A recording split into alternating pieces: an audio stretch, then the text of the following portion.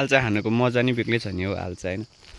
ल hello guys welcome back to my new blog है। अनि अहिले आल्चा टिप्न आएको यस्तो बबाल छ नि आल्चा यस्तो काँचै छ क्या बबाल फलेको छ फल्न चाहिँ काँचै छ।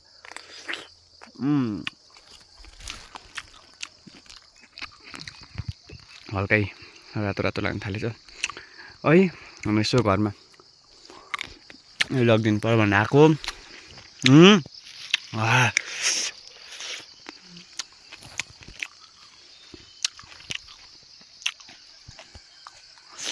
अहिले यता चाहिँ अलिक रातो लागेको छ। यहाँ पो छ ल आज त आम्मा के हो के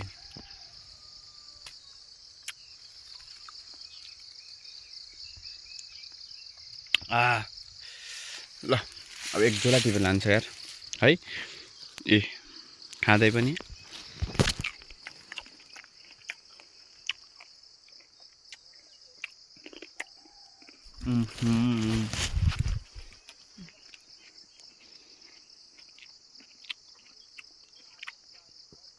भट्टाभट टिप्नु पर्यो हो।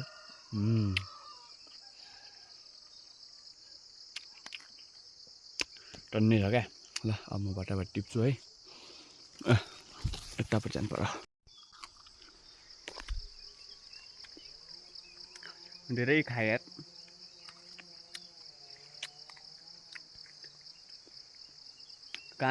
ऊ त्यो काँचै छ क्या पाकेकै छैन नि। यो त नि हात काट्यो प्लास्टिक पनि सबै भुइँमा च्यात्यो।